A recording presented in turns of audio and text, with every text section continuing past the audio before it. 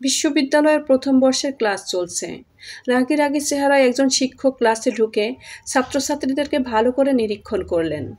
সবার মধ্যে তার দৃষ্টি নিবদ্ধ হলো নীল রঙের সালোয়ার কামিজ পরা একটি মেয়ের দিকে। তাকে উদ্দেশ্য করে তিনি বললেন, এই যে নীল জামা, তোমার নাম কি? মেয়েটি দ্বিধাগ্রস্ত সুরে উত্তর দিল, রেশমি স্যার। শিক্ষক ইস্পাত কঠিন গলায় বললেন, তুমি এক্ষুনি ক্লাস থেকে বের হয়ে যাও।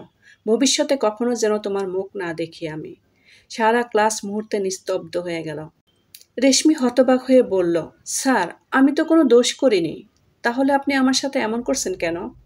শিক্ষক গর্জে উঠে বললেন, আমি এক কথা দ্বিতীয়বার বলি না। চুপচাপ ক্লাস ছেড়ে বেরিয়ে যাও। রেশমি আর কোনো কথা না বলে কাঁদতে কাঁদতে নিজের ব্যাগ গুছিয়ে নিল এবং মাথা নিচু করে ক্লাস থেকে বের হয়ে গেল। বাকি ছাত্রছাত্রীরা হতচকিত হয়ে তাকিয়ে রইল, কিন্তু কেউ মুখ খুলল না। এরপর শিক্ষক একটু থেমে গম্ভীর স্বরে বললেন, বলো তো তোমরা, আইন কেন তৈরি হয়? একজন বলল, সমাজে শৃঙ্খলা বজায় রাখার জন্য। আরেকজন বলল, যাতে কেউ অন্যায়ের শিকার না হয়। তৃতীয়জন বলল, রাষ্ট্রের প্রতি বিশ্বাস রাখার জন্য। চতুর্থজন বলল, সবাই যেন ন্যায্য বিচার পায়। শিক্ষক একটা দীর্ঘশ্বাস ছেড়ে বললেন, তোমরা ঠিক বলেছ।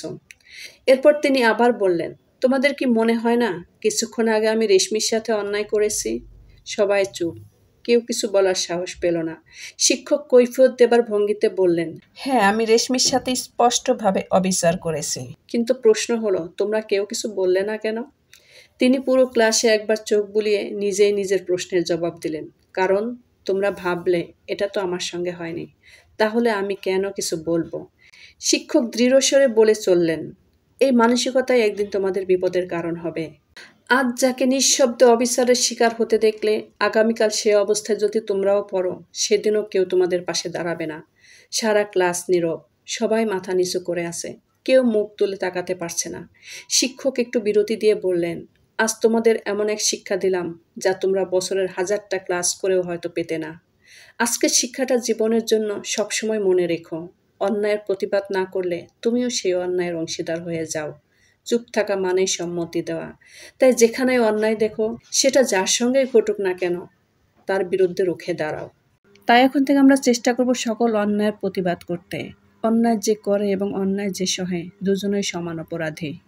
কারণ অন্যায় যে করে সে তার নিজের ভুল দেখতে পায় না, নিজের ভুল বুঝতে পারে না। সেজন্য প্রতিটা মানুষের উচিত অন্যায়কারীর ভুল ধরিয়ে দেওয়া এবং তাকে শুধরানোর চেষ্টা করা।